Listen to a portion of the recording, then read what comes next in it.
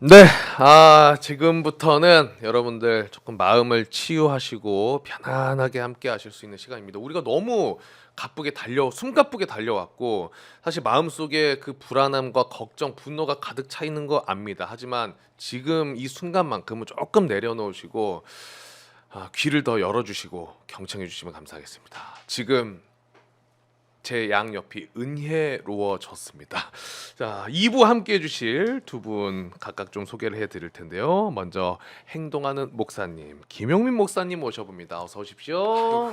네, 목사님. 오늘 제가 목사로 나오는군요. 오늘은 예. 목사로 예. 그 또 팩트고 또 하니까요. 그렇습니다. 네. 정말 목사 되느라고 고생 많이 했어요. 네, 예. 목사님 너무나 귀한 발걸음 감사드리고 그리고 감사합니다. 마찬가지로 또 귀한 발걸음 해주셨습니다. 행동하는 사제 그리고 유튜브와 또 언론을 통해서 많은 분들 보셨을 겁니다. 김용태 신부님 모십니다. 어서 오십시오. 네, 반갑습니다. 신부님 우리 목사님은 처음 뵈시는 건가요? 아니면 다른 곳에서도? 저는 뉴스에서 뵀었는데 뉴스에서. 오늘 이렇게 뵈가지고 너무나 영광입니다. 정말 우리 영광스럽고. 마테오 신부님. 네. 그 반갑습니다. 뉴스에서 그 내용을 이제 좀 이따 다루긴 할 겁니다만은 네. 보시고 좀 어떠셨습니까, 우리 목사님? 통쾌했죠. 통쾌하시고. 예. 그렇습니다. 우리 목사 죄송합니다. 제가 지금 양쪽이 지금 너무 은혜로워서 조금 헷갈릴 수 있는 점 너무나 죄송합니다. 영적인 형님이세요. 김용민, 김용태. 영적인 형님입니다. 아유 감사합니다. 이렇게 말씀해 주셔서. 채팅으로도 다들 네. 반겨주시고 계시는데 네. 우리 신부님이 오늘 이 자리를 위해서도 올라오신 거잖아요. 예, 세종에서 올라왔습니다. 세종에서 올라오셨어요. 예. 너무 감사합니다. 고맙습니다. 그때 이후로도 연락을 좀 많이 받으셨죠, 여러 곳에서. 예, 여러 곳에서 많이 받았습니다. 네. 그런 거 보면 그 동안에 얼마나 목마름이 컸나라고 하는 생각이 듭니다.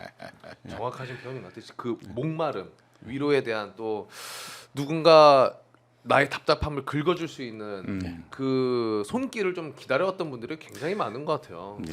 근데 신부님 예, 대전 대흥동 성당에서 그때 강론하지 않으셨습니까? 대전 대흥동 성당인데요. 네. 그 지금 세종에서 오셨다는 예, 말씀. 저는 세종 교구청에서 살고 있습니다. 지금 사회보호막 국장 겸 정의평화위원장 맡고 있고요. 네. 근데 시국미사를 봉헌할 때 대전 대흥동 성당이 주교자 성당입니다. 그래서 네네네. 우리 대전교구를 대표하시는 이제 교구장 주교님이 그 대표로 이제 그렇게 계시는 그런 성당으로 그래서 이제 상징성 때문에 항상 시국미사를 매번 거기서 봉헌했는데 그래서 많은 분들이 제가 대흥동 성당 이제 주임 신부인 줄 알고 계세요. 네. 근데 장점이 있습니다. 이번에 많은 분들이 이제 저한테 이제 아주 고맙다고 말씀도 하시고 또 네. 격려도 해주시고 네.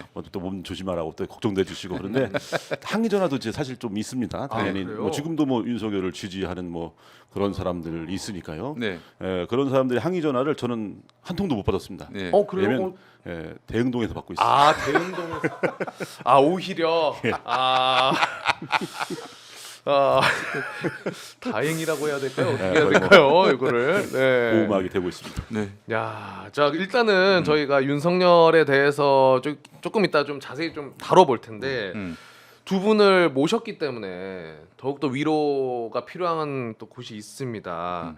무항공항에서 이제 제주항공기 참사로 인해서 정말 많은 분들이 슬픔을 함께하고 계시고 또 추모와 애도의 마음을 보내주시고 계신데 오늘 무항공항에 이제 설치된 분향소에도 정말 많은 분들이 또 찾아가서 대기줄도 굉장히 길게 자리하시면서 슬픔을 함께하고 계십니다. 그리고 세월호 유가족분들도 오늘 자리에 또 가셨더라고요.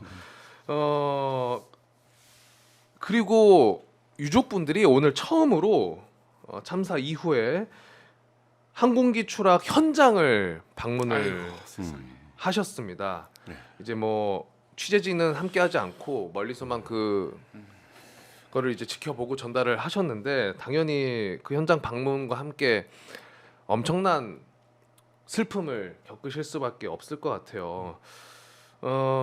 정말 많은 공감과 위로가 필요할 것 같은데 두 분을 모셨으니까 어떻게 좀 위로의 이야기를 하고 싶으신지 우리 목사님부터 좀 여쭤봐도 되겠습니까? 그 비상겸이 그 공포되고 많은 시민들이 국회로 오셔서 그 장갑차 같은 차를 또 가로막기도 하고 무슨 일이 벌어질지도 모르는데 총구를 맞기도 하고 그 모습과 이렇게 이 무안공항에서 음. 이 유가족들을 위로하면서 함께 손붙잡고 우시는 이런 많은 시민의 마음이 전 다르지 않다고 봅니다. 그것은 불행과 고통을 함께 나누고자 하는 그런 인간의 가장 선한 마음이 작동하는 것이라고 보는데, 사실 우리 유가족분들의 이런 아픔이 무슨 말로 또 무슨 행동으로 치유가 될 수 있겠습니까마는 이렇게 또 함께 연대하는 분들과 함께 이런 짐들을 좀 나누어 가지신다면은 어떠실까 하는 생각도 들고요. 그리고 사실 우리가 뭐 세월호 그 이전에도 많은 그런 참사와 재난이 있었습니다만은 그 와중에서도 우리가 같은 이웃으로서 같은 사람으로서 이런 아픔을 나눌 때에 그 고통이 반으로 줄어든다라는 그런 원리에서 봤을 때 좀 아직까지는 또 앞으로도 영원히 쉽기 힘든 일이라 할지라도 분명히 이런 어려움들을 이겨내시는 어떤 계기를 만날 수 있지 않을까 하는 생각도 들면서 우리가 더 열심히 함께 연대해야겠다라는 생각이 듭니다.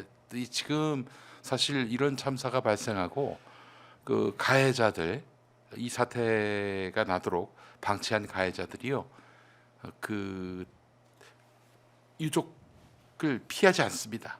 제일 먼저 다가가서 먼저 말하자면은 그 아픔에 공감하는 듯한 태도를 취하면서 그러면서 자기들은 거기서 면책되려고 하고 있거든요.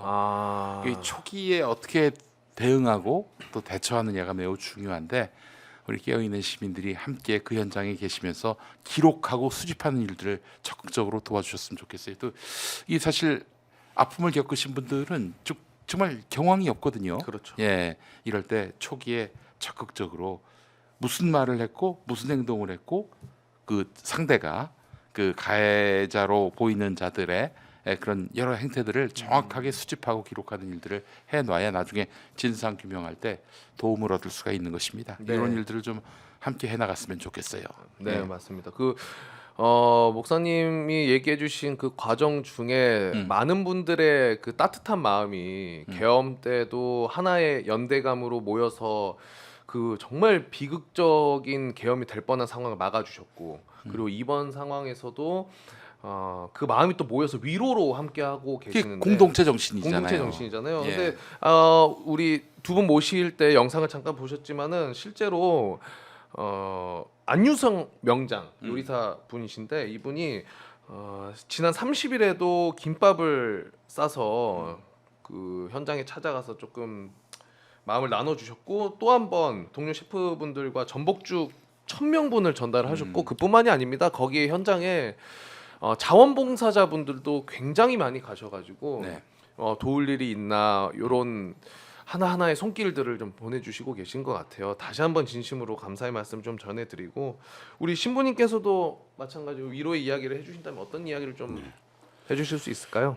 일단은 179분의 희생자의 영혼이 하나님의 자비로 또 영원한 생명, 평화의 안식 누리시기를 기원하고, 또 지금 깊은 슬픔 속에서 또 이렇게 계시는 우리 유가족 여러분들께 또 크신 위로, 하나님의 위로 함께 하시길 바라고, 또 온 국민의 위로가 또 그분들에게 좀 전해졌으면 좋겠습니다. 그리고 지금 그렇게 또 그런 위로의 마음이라도 전해드리기 위해서 현장에 또 함께 가서 머물고 계시는 그런 많은 분들, 사실 위로가 가장 잘 전해질 때가 언제냐면 공감하고 이해 받고 있다고 느낄 때, 그때가 참 많이 위로가 되거든요. 그래서 지금 이제 우리가 국민 차원에서 애도의 기간을 갖고 있지 않습니까? 네. 사실 추모하고 애도하면서 우리도 이런 슬픔들이 이제 잘 우리 삶 안에서 잘 자리매김되고 승화되고 하는 그런 과정을 겪게 되는데, 그래서 우리 안에 조문이 자리하고 또 추모하고 애도하는 그런 과정이 꼭 필요하거든요. 뭔가 떠나 보내는 그런 시간들이. 재작년 10월 29일에 저는 이태원 참사가 이렇게 떠오릅니다. 그때는 이 부당한 권력자들이 아예 추모 애도 자체를 막아버렸어요. 맞아요. 네. 그러다 보니까 떠나 보내야 하는 이 시간들 또 정리하고 마무리해야 이 자리매김한 시간들을 우리가 잃어버렸어요. 그러다 보니까 위로받지 못하고 그런 때가 있었는데, 지금 그에 비해서 대통령이 지금 사라지니까 오히려 더 그 부분에 있어서는 많은 국민들의 그런 위로가 맞아요. 또 마음이 네. 오히려 더 지금 전달되고 있는 그런 상황 같습니다. 그래서 지금 이제 우리가 보통 이렇게 추모라고 하지 않습니까? 이렇게 뭐 쫓을 추자에 그릴모라고 하는데 그래서 그 사람의 삶을 쭉 우리가 쫓아보는 거예요. 그러면서 우리가 묻게 됩니다. 어떻게 우리가 이제 아무리 100살 먹고 돌아가셔도 가서 조문을 한다고 그러죠. 네. 그러니까 묻는 거예요. 물을 문자 쓰죠. 아니 어떻게 돌아가셨습니까? 이렇게 물어요.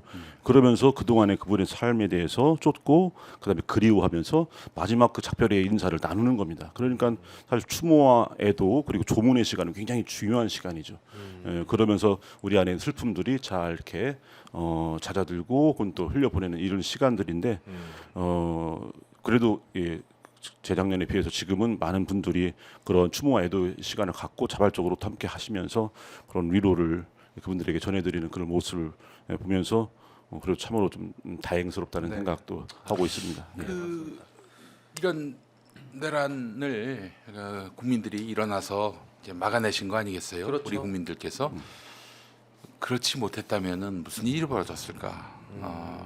잊지 말아야 할 반드시 막아야 할 만약에 참사가 불행히도 발생을 했는데 우리가 계엄을 막지 못한 상황에서 이 참사를 맞았다면은 아마 또 조문 글자가 없는 검은 띠만 달고 영정이 없는 그런 상황에서 그 장례를 치르게 한다든지 그런 끔찍한 일들이 또 발생했을 가능성이 있어요. 네, 그래서 정말 윤석열 이 정권 사실 탄핵당한 상황에서 벌어진 참사긴 하지만은 책임이 없겠습니까? 분명히 있어요. 그렇죠. 네. 예, 계속해서 이제 드러나게 될 겁니다만은 네. 이 부분에 대해서 우리가 함께 생각해 보면서 그 죽음도 이용했던 그자들의 악한 행태를 잊지 말고 우리가 이번 참사와 관련해서 네. 바른 그런 조문과 위로를 아끼지 말아야 하겠다는 생각이 듭니다. 네, 예. 우리 두 분께서 위로의 또 메시지를 함께 또 마음까지 표현해서 해주셨고 바로 이어서 그러면 또 아무래도 우리 신부님께서 그 시국미사가 굉장히 또 많은 분들이 보셨고 거기에서도 위로를 받으셨으니까 그 이야기를 그래도 해보면 좋을 것 같은데 네. 제가 찾아보니까 우리 신부님께서는 이 계엄 전에 네. 원래 시국미사 일정을 미리 잡아놓으셨다 그러던데 그게 맞습니까? 예, 2달 반 전에 이미 10월달에 이미 10월에 예, 잡아놓으셨어요. 잡아놨습니다. 그때는 어떤 내용? 그 내용은 조금 바뀌었을 거 아니에요? 그 당시에는 아니요, 같습니다. 내용 같아요? 예. 지랄방광 그대로 들어가 있었습니다. 아니 이제 그건 이제 그 강론은 그때 비상계엄 이후에 한 거고 이후에 하시고. 시국미사의 지향은 이제 검찰 독재 정권이 모든 것의 뿌리라는 그런 생각 아래서 사실 검찰 독재 정권 그러니까 부패 검찰이 해체 수준의 개혁이 이루어지지 않으면 제2의 윤석열, 제3의 윤석열이 다시 등장할 수 있다는 그런 위기감. 그래서 사실 원인부터 먼저 이렇게 원인을 제거하고 원인을 치유해야지. 그렇지 않으면 현상만 갖고 그러면 다시 계속해서 재발되는 거죠. 그렇죠. 그래서 작년에 이제 전국적으로 시국미사가 있었습니다. 네. 있었는데 그때도 이제 대전교구에서는 이제 검찰 독재 정권 종식을 초점을 맞췄었어요. 그런데 이제 지금 온 국민들이 느끼시겠지만 이번에 이제 이 2024년을 보내면서 야 이런 식으로 어떻게 2년 반을 또 보내지라고 하는 그런 정말 막막함. 그러다 보니까 이제 이번 연도에는 시국미사가 없었는데 이대로 그냥 한 해를 그냥 보내기는 너무 좀 안 될 것 같아서 그래서 10월달에 뭐라도 하자 해넘기기 전에 해가지고 이제 12월 9일 왜냐면 그 주간이 우리 교회에서 이제 특별히 인간의 존엄성과 인권에 대해서 깊이 묵상하고 기도하는 그런 주간입니다. 그리고 그날 시국미사 한 날이 또 성모 마리아 한국 교회 수호자라고 우리가 아는 그 성모 마리아 대축일을 보내는 날이에요 또. 중요한 날이었네요. 예. 그래서 그날을 이제 여러 가지 의미를 부여해서 시국미사를 이제 딱 이제 하기로 했는데 12월 9일 날 12월 9일에 그거를 10월에 결정을 하셨는데 예, 그랬는데 그 바로 앞서서 비상계엄이 터지니까 3일 날 다른 분들이 알았었어? 라고 그래가지고 저는 그때 이게 바로 예언자적 감수성이라는 예언자적 감수. 근데 그런데 약간의 불안감은 왜냐면 예. 그냥 이 검찰 독재 정권에 대한 뿌리를 뽑아야 된다라는 마음으로 준비를 하셨고 네. 당연히 이제 비판적인 메시지를 내야 된다라고 생각하셨을 텐데 왜냐하면 그때 아마 10월에 결정을 하셨다고 하는데 10월이 김건희 여사에 대해서 면죄부를 줬을 때예요. 네, 검찰이. 네. 그러니까 많은 분들이 마찬가지로 검찰 이 독재 정권에 대한 비판 또 반대적인 네. 마음을 갖고 계셨을 텐데 계엄이 터지고 나서는 네. 우리가 두려울 수는 있잖아요. 왜냐면 정리가 확실하게 안 됐을 수 있으니까. 신부님 그때 그 계엄 선포됐을 때 네. 윤석열이 공포했을 때 그때 어디 계셨어요? 저는 그 천주교 수원교구 네. 피정의 이제 산기슬에 있는데 네. 거기서 부제품 대상자들 9명의 피정을 함께 동반하고 있었어요. 아 부재 즉 예. 사제가 되실 분들의 피정을 예. 관장하시는 그런 예, 일을 예, 하셨구나, 하고 그때. 있었습니다. 그래서 예. 그 밤에 연락이 왔는데 네. 그 처음에는 이제 농담인 줄 알았어요. 제가 이제 후배 신부 하나가 안식년하고 신부가 형님 비상계엄입니다. 그러길래 네. 웃기지 마 이런 식으로 이제 아유 믿기가 어려우니까. 그런데 정말이에요. 뉴스 좀 보세요. 그러길래 이제 그때 핸드폰으로 이제 TV가 없어갖고 피정의 집이니까 봤는데 아 진짜 너무 충격적이었어요. 아, 그거 보시고. 예. 그렇죠. 근데 그 밤에 전화를 굉장히 많이 받았습니다. 빨리 피신하세요부터 시작해서 그래도 저는 이제 뭐 그래도 좀 비교적 저를 뭐 어떻게 할까? 왜냐면 저보다 더 대상자가 우리 김용민 목사님도 계시고 저보다 훨씬 더 그런데 이제 저까지 올라면 한참인데 그런 생각도 하고. 아, 별 말씀을. 근데 그때 이제 제일 먼저 또 이제 얘기하는 게 시국에서 어떻게 할 겁니까? 예, 그렇죠. 이제 잡아놨으니까. 이미 10월달 잡아놓은 건데, 근데 그때 제가 아 우리 선배들의 심정이 이런 거였나 보다. 아 과거 80년 광주 그리고 이 어목한 군부 독재 시절을 거치면서 예. 그 끌려가서 모진 고문을 당하고 했던 그 민주화를 위해서 애쓰신 선배님들의 심정 그리고 저희도 천주교들도 순교의 역사지 않습니까? 그렇습니다. 그래서 순교자들의 심정들 이런 것들이 그전에는 피상적으로만 이렇게 있다가 실감하는 거예요. 이게 실질적으로. 그러면서 그 밤에 결단을 내려야 되는데 할 건지 말 건지. 근데 그건 뭐 거의 주저함이 없었습니다. 왜냐면 당연히 이 시대에 우리 교회가 해야 할 일이 그거니까. 네. 예, 그런 그 밤이 지금까지도 잊혀지지 않습니다.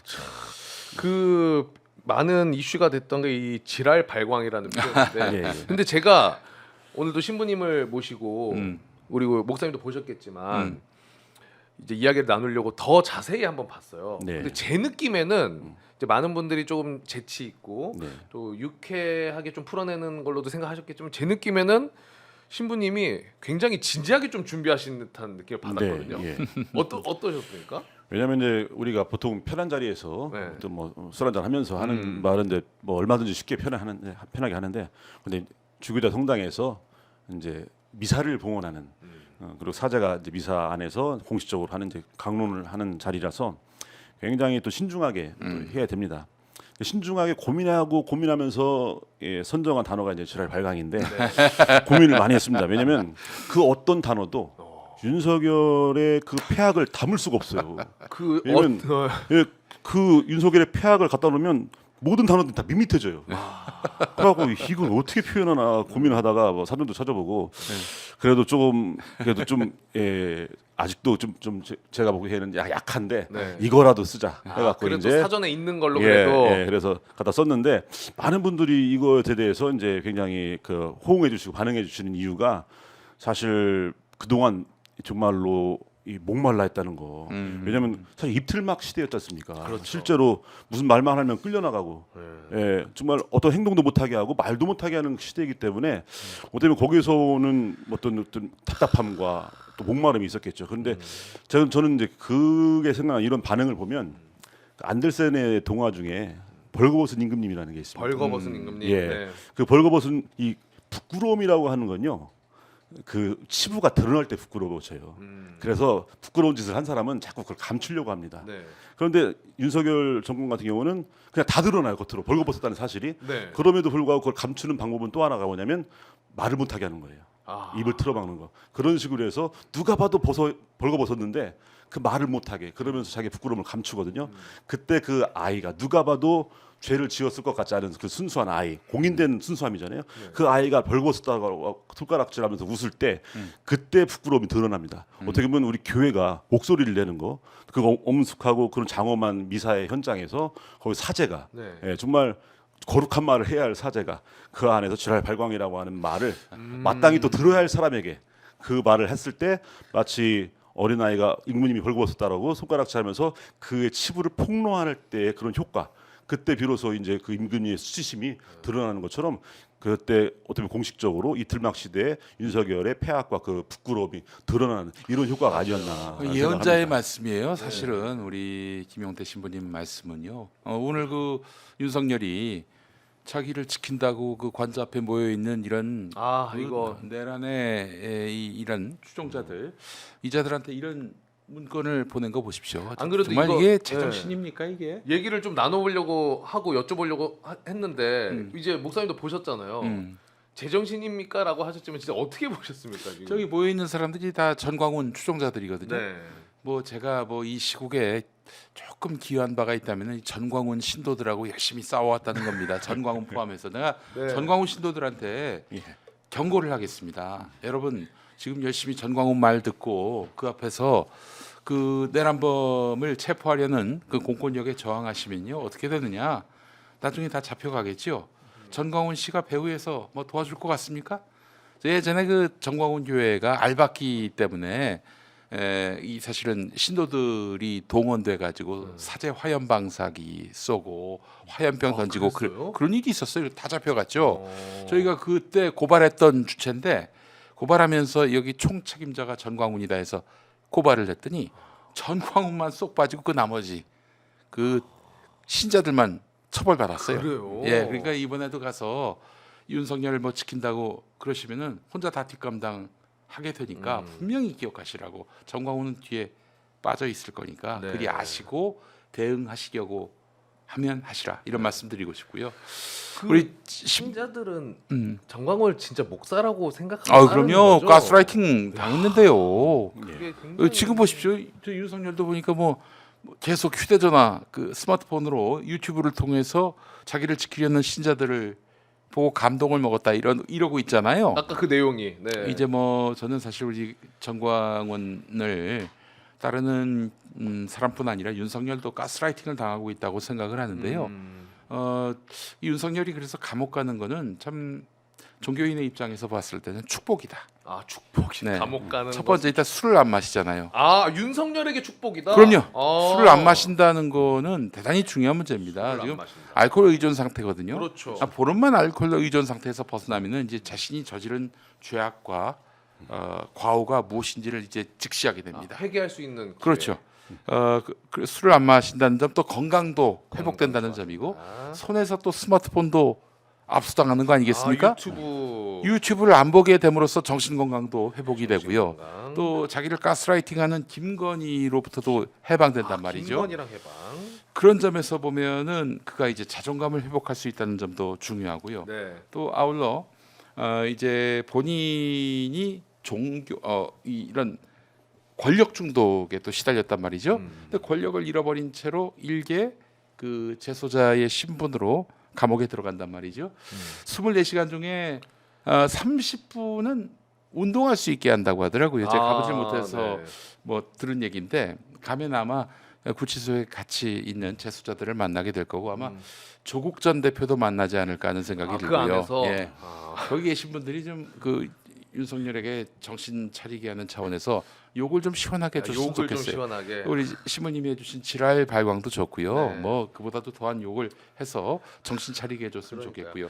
그 자 안에서- 그리고 네. 마지막으로 본인 자신이 감옥에 들어감으로써 그 자체로 존재 그 자체로 한국 민주주의의 상징이 되는 거예요. 민주주의. 국민의 뜻을 거역하고 역사를 배반하면은 저렇게 영어의 몸이 되는구나라는 존재 그 자체로 상징물이 되기 때문에 K 민주주의를 세계에 알리는 그런 아주 상징이 될 수 있다는 점에서 의미 있다. 그래서 윤석열이 감옥 가는 것은 체포당하는 것은 5가지의 복이 네. 강림하는 것이다. 이렇게 저는 축복이 강림하는 것이다. 강력하게 주장하고 네. 싶습니다. 그 편지 내용 우리 신부님도 보셨을 네. 텐데 네.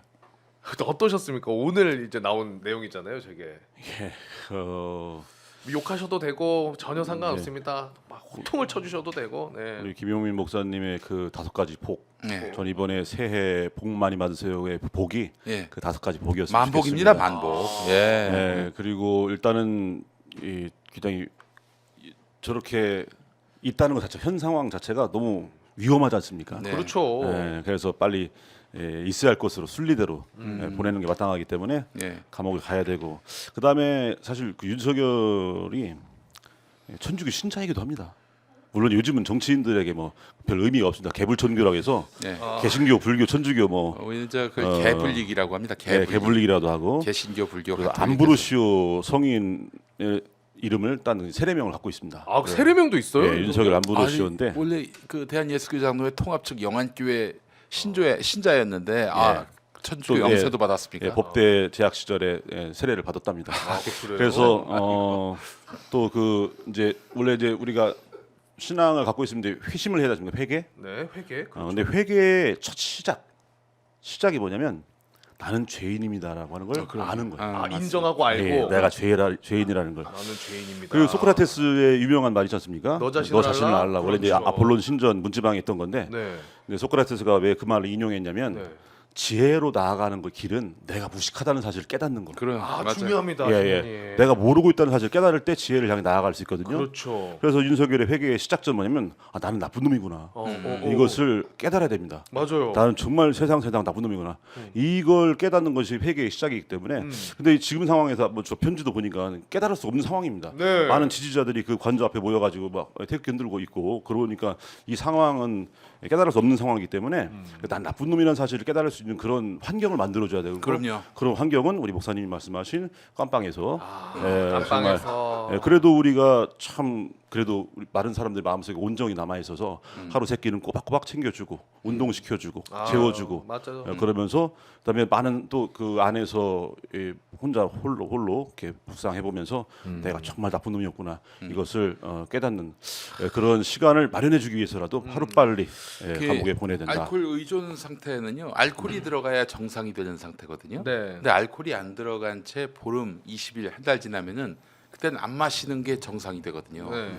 마신 상태에서는 저 평정심이라는 게 없어요. 그러니까요. 이게 사람이 마시가거든요. 네. 마시간 상태가 지금도 지속되고 있단 말입니다. 맞아요. 이 술을 끊겨야 하고요. 그렇게 해서 교정 시설에서 한 달 정도는 있게 해야 비로소 이제 자기를 직시하게 되고, 그러면은 결국에는 자기가 저지른 범죄 앞에서 자포자기합니다. 꼼수를 부리지가 않아요. 법기술을 동원할 생각을 아예 하지 않습니다.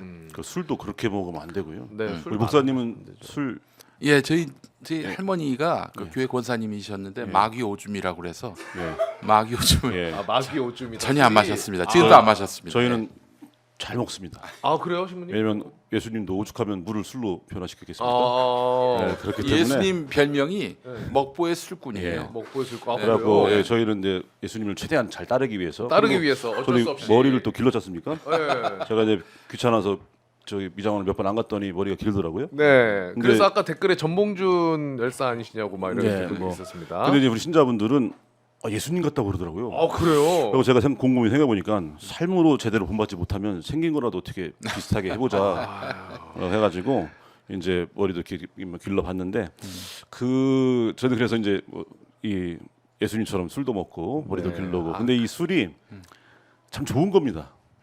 적절하면. 적절하면 네. 좋죠. 네. 적절하면. 그 성경에도 술 마시지 말라는 말은 없어요. 아, 그래요? 과도하게 음주하면 안 된다라고 했지.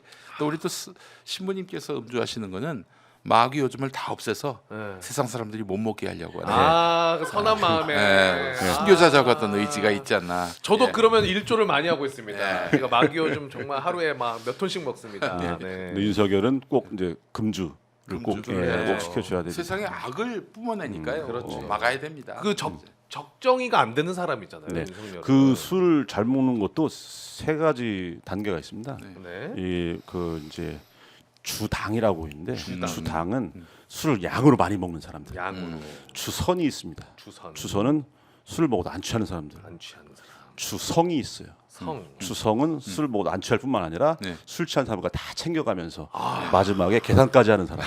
주성. 저도 예. 주성입니다. 예. 네. 거룩할 성자입니까? 아니면 별 성자입니까? 거룩한 성입니다. 아 예. 예.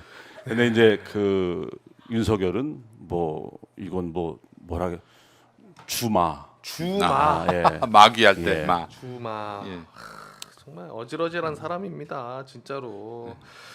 그 만약에 들어간다, 그러니까 들어가겠죠 당연히. 깜빵으로 그렇죠. 들어가면 저는 이런 근데 그간의 행적을 보면 그런 의심이 있어요. 뭐냐, 예. 술을 끊고 잡혀 들어간다고 해서 이자가 과연 음. 제정신으로 돌아와서 신부님이 얘기하신 회개의 시작, 나는 죄인입니다라는 마음을 가질 수 있을까? 그것조차도 어려운 사람이 아닐까? 너무 분노에 차서 그런지 또 그런 생각까지도 듭니다. 근데 여기서 저는. 중요한 건 중요한 건 윤석열보다 더 중요한 게 뭐냐면 네, 윤석열의 당한 피해자들, 피해자들, 온 국민이 지금 피해자예요. 그 맞아요. 현 상황에서 윤석열의 회개 이건 회개를 시켜야 한다는 건 그 개인의 회개가 아닙니다. 네. 그 사람이 회개한다는 것은 공동체의 노력이 하나 들어 있는데 그건 윤석열에게 당한 수많은 피해자들을 그렇지. 원상복구시키고 회복시키는 거. 이것이 그 안에 포함되어 있는 겁니다. 그래서 우리가 노력해야 할 것은 그 한 사람의 개과천선이 아니고 그 윤석열이 무너뜨렸던 수많은 것들, 윤석열이 당했던 그 수많은 희생자들, 그리고 윤석열로부터 무너뜨렸던 그런 정말 명예가 무너진 사람들, 이런 사람들의 피해, 그 아픔들, 이런 것들을 다시 회복시키고 보상하고 이런 작업이 굉장히 중요한 거고 이게 주된 거죠. 거기다가 이제 윤석열이라는 사람이 개과천선하면야 그냥 그건 근데 옵션 부록이니까 뭐 딸려서 올 수도 있고 안 올 수도 있고. 네. 그건 제일 중요한 것은 본체는 우리 온 국민의 회복, 민주주의의 회복. 그거 맞습니다, 이게 제일 중요하죠. 네. 저희가 그 목사들이 요즘 교회에 신도들이 잘 안 나오니까 있는 신도라도 붙잡기 위해서 교인을 가스라이팅하는 문화가 굉장히 예? 만연해지고 있어요. 그래서 네. 목사가 뭐 돈 가져와라 그러면 또 돈 가져오고 심지어는 뭐 부당한 요구를 하는 경우가 있어요. 네. 뭐 하여튼 성적인 거라든지 있어서는 안 되죠. 그러면은 합니다. 해요. 신도들이 그럼요. 가스라이팅 당해서 그럼요. 그 어떤 경우는 어떤 목사 같은 경우에는 교인 보고 뭐 부동산 거래를 하면은 어떤 거래를 해야 될지도 자기한테 물어오도록 만들고 교제하는 사람이 있으면 그 사람과 뭐 스킨십을 어디까지 했느니 뭐 이런 것까지 다 보고하게 만드는 등 일상 사생활까지도 다 보고하게끔 만드는 이런 이걸 잘하는 목회로 알고 있어요. 대단히 잘못된 거죠. 그래서 제가 지금 이끌고 있는 시민단체 평화나무는 그런 교회 내의 가스라이팅을 혁파하는 그런 혁파하는. 운동을 지금 전개하고 있는데 그래서 지금 나름대로 지금 윤석열을 분석해 보면은 과도한 음주 상태가 지금 지속되고 네. 있어서 지금 일상이 제정신이 아닌 거예요. 그래서 음주를 이제 끊게 하는 것도 중요하고요. 가스라이팅을 하는 김건희로부터 격리를 시키는 이 작업 이 두 가지만 하더라도 저는 보름 한 달 만에 일상의 어떤 평범한 사람들의 멘탈리티로 돌아올 수 있을 거라고 생각을 합니다. 그러면 이제서야 비로소 내란 범죄에 대해서 자기가 저지른 것에 대해 직시할 수 있는 인정할 수 있는 단계까지 간다고 보는데 네. 지금 저렇게 밖에 방치해 두는 것은 이 사태의 해결에 전혀 도움이 안 된다고 판단을 하는 거예요. 그래서 제가 뭐 그냥 농담처럼 하는 얘기가 아니라 빨리 체포를 해서 맞습니다, 교정 진짜로. 시설에 구금하는 것이 이 국익을 위해서도 또 시민적 혼란을 줄이기 위해서도 필요한 일이다. 예. 그거는 어떻게 보셨습니까? 그 크리스마스에 네. 사실 윤석열 김건희는 음. 그냥 의혹이 아니라 정말 이 2년 반 동안 국민분들이 무속이라는 타이틀을 계속 들을 수밖에 없었어요. 너무나 연관된 기사들도 많이 나오고 실제로도 연관이 돼 있는 것 같고 심지어 이번 계엄 사태 관련해서 노상원도 무슨 무속인이고 뭐 주술. 근데 그런 주술이나 무속에 따라다니는 그자들이 꼭 필요할 때는 네. 이번 크리스마스 때도 목사님을 불러서 예배를 드렸다. 이거를 이렇게 막 메시지를 내더라고요. 그거 보셨을 때는 저는 너무 영악하고 이런 예, 왜냐하면은 네, 그 어떻게 보셨는지가 고백락을 우선 제가 말씀드리면은 네. 왜 교회 목사를 불러가지고 뭐 저기 예배를 보게 했는가?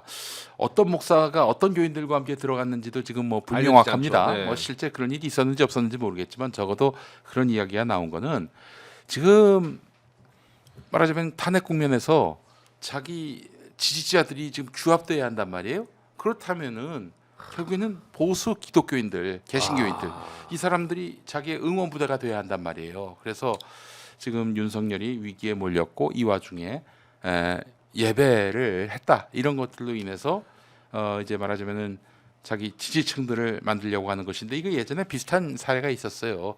그 저 TV 토론회 때 왕자 왕자 있었죠. 왕자 새겼을 때 그때 네. 2021년 10월이었는데 그 토론회 끝나고 나서 막 난리가 났었죠. 보수 세력의 한 90%가 개신교인이라고 합니다. 제가 변희재 씨로부터 들은 얘기인데 그래서 사실은 이 사람들이 뭐야 이러면은 지금 경선 국면이었거든요. 국민의힘 후보가 되기도 어려워요. 그렇기 때문에 그 주간 일요일에 성경을 들고 성경을 마치 목욕 가방 들듯이 들고 들어가면서 기자들 앞에서 유튜브 앞에서 누가 묻지도 않았는데 아내가 믿음이 매우 좋아서 기독교 신앙이 매우 깊어서 구약 성경을 다 외운다. 맞아요. 이런 말을 제가 했어요. 그랬죠. 아니, 이런 말을 해가지고 제가 바로 이거는 허위사실 공표다 당선 목적에 그래서 우리 평화나무가 그 고발을 했어요.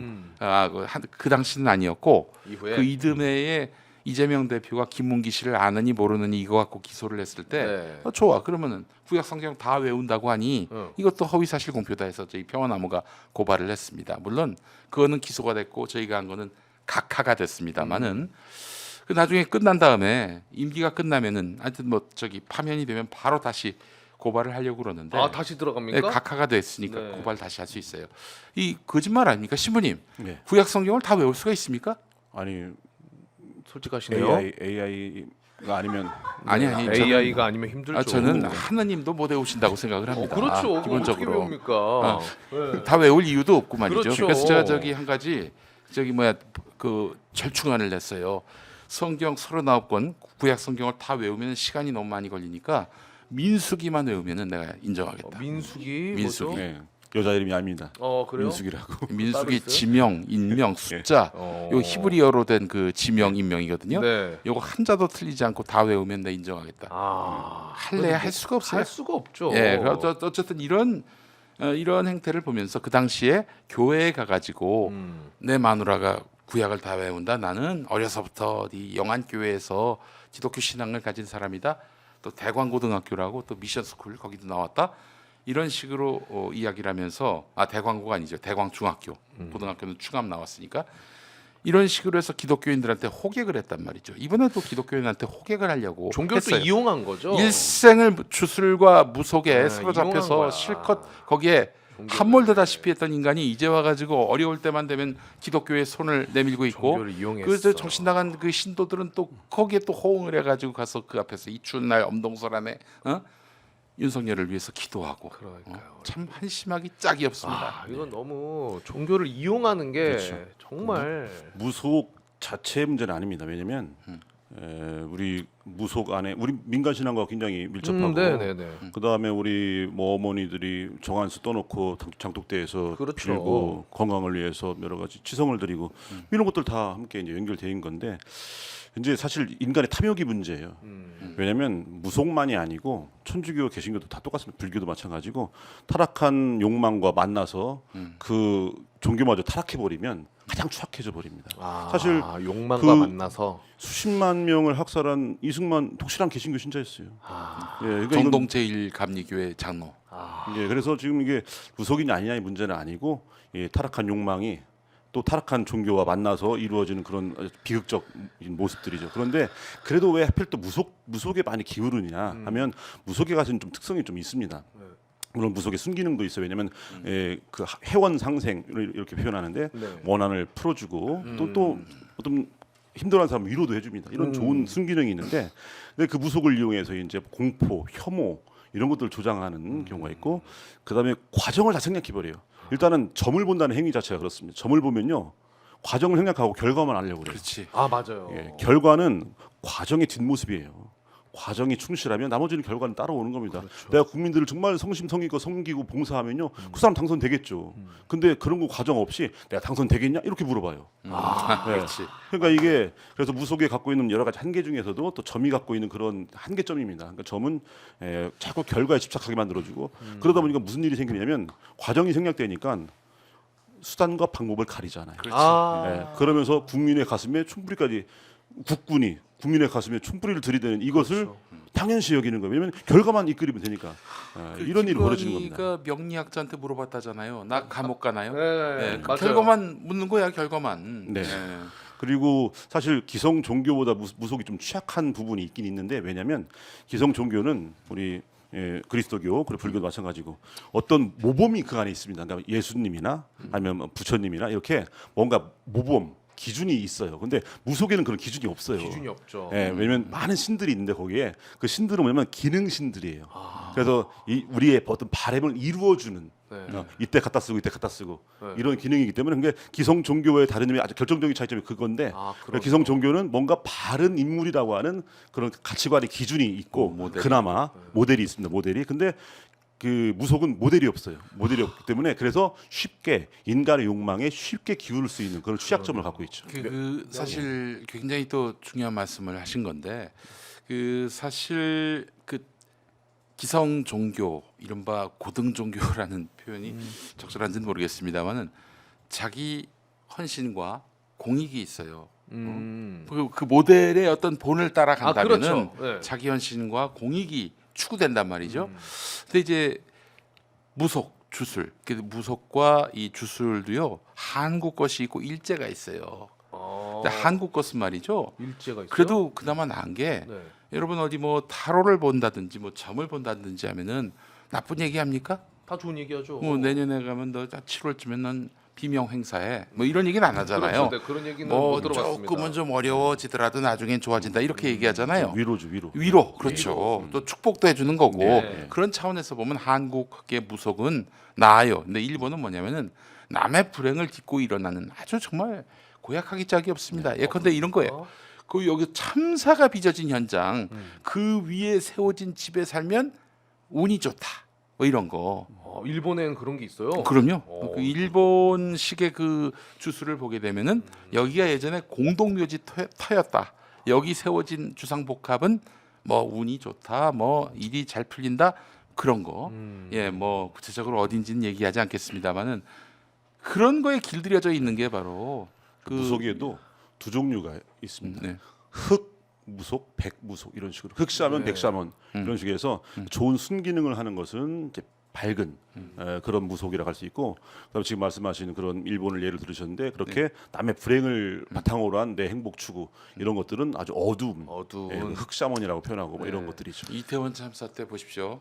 국가가 나서서 이 조문할 때 이 리본에 아무것도 적지 못하게 하고 영정 없는 그랬네요. 조문 맞아. 현장 기억하실 겁니다. 네. 예, 빈소 기억하실 거예요. 이게 다 일본식입니다.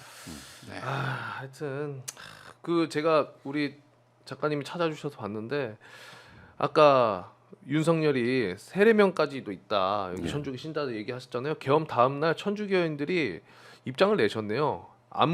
암브로시오 이게 예. 이제 세례명인 것 같은데 암브로시오 윤석열 우리 얼굴 화끈거려. 예. 그만큼 수치스럽다라는 이야기를 하신 것 같고 그 우리 신부님이 강론하신 사악한 용은 천주교에서는 요한 묵시록이라고 부르고 네. 개신교에서는 요한 계시록이라고 하는 말씀에 나와 있는데 사악한 용, 그 개신교에서는 붉은 용이라고 하는데 한동안 개신교의 대표적인 그 목사로 한경직 목사가 계세요. 그분이 이제 붉은 용은 공산주의다 이렇게 말씀하신 적이 있었어요. 그게 참 말도 안 되는 얘기가 그러니까요. 뭐냐면은 이게 사실 요한 묵시록, 요한계시록이 기원전 1세기 때 만들어졌는데 공산주의가 나온 게 1700년대예요. 그 1700년 뒤에 벌어질 일을 미리 예측한 겁니까? 그게 아니죠. 우리 신부님처럼 그때 생동하는 그런 악의 영들을 일컫는 말로 해석을 하는 것이 옳습니다. 근데 네. 그게 그 1700년 뒤에 공산주의를 일으킨 거다 해서 그 설교를 했고 그 설교를 들었던 사람들이 제주도에 가서 4.3 사건 당시에 서북 청년 회원으로서 제주도에 계신 분들 10분의 1 되는 분들을 살상하는데 앞장섰던 거예요.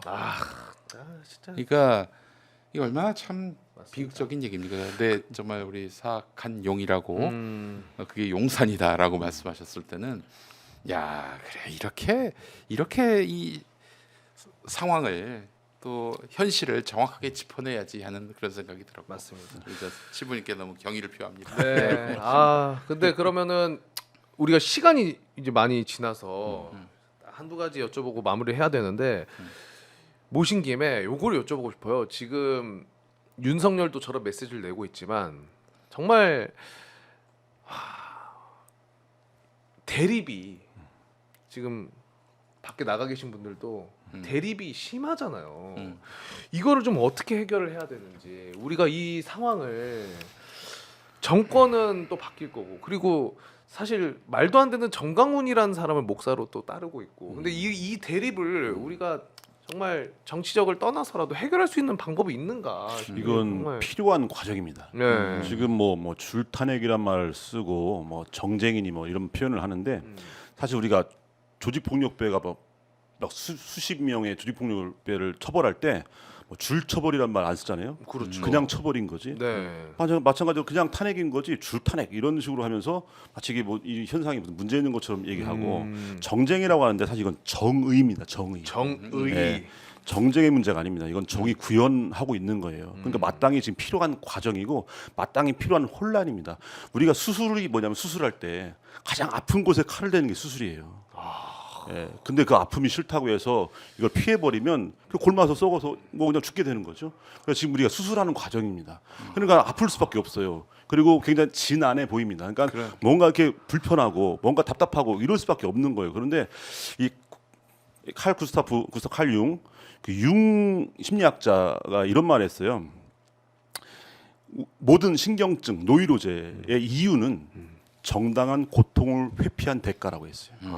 지금 우리는 정당한 고통을 지금 겪고 있는 거예요. 사실 생각해 보면 지금 굉장히 암울한 시기라고 얘기하지만 사실 우리의 비상계엄도 해제했습니다. 네. 지금 작년 12월에 비하면 지금 1월 1일이지만 네. 굉장히 희망적인 지금 순간을 살고 있어요. 그래서 지금 이 시간은 새로운 전기를 이룰 수 있는 굉장히 역사적인 순간입니다. 그래서 맞아요. 이 속에서 우리가 이런 어떤 혼란 이런 것들에 대해서 물론 이제 굉장히 두렵고 떨리고 또 조급한 마음 들고 불안합니다.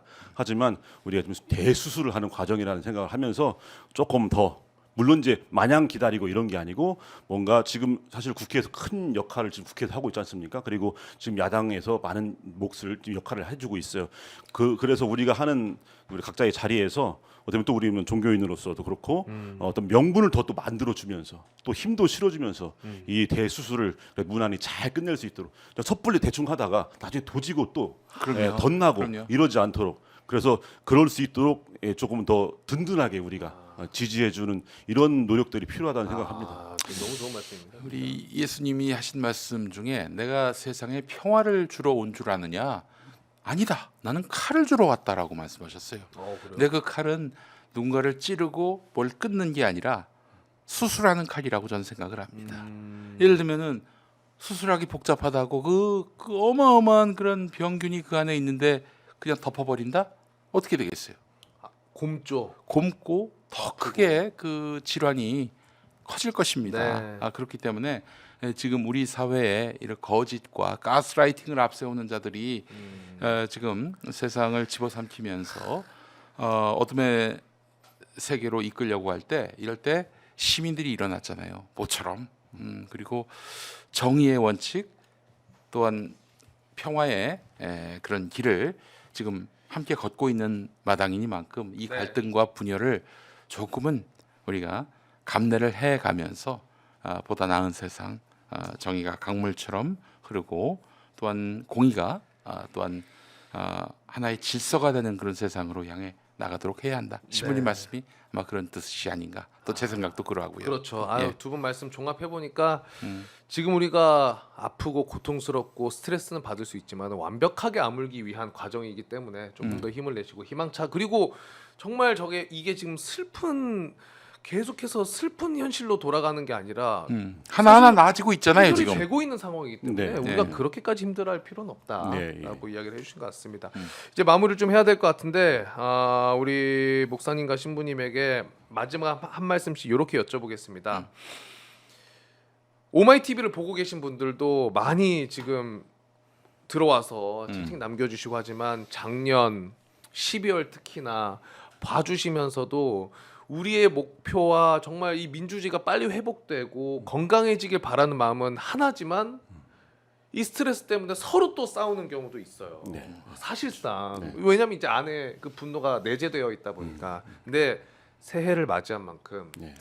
이분들에게 방금 어느 정도 얘기를 그래도 해주셨지만 네. 뭐 추가적으로 성경 말씀이나 뭐 이렇게 기억나는 거나 좀 참고가 될 수 있는 거, 위로가 될 수 있는 네. 요 말씀과 섞어서 올 한 해 시작하고 있는 이 시기 어떤 위로의 이야기와 희망찬 메시지를 해주실 수 있는지 한 분씩만 여쭤보고 마무리하겠습니다. 네.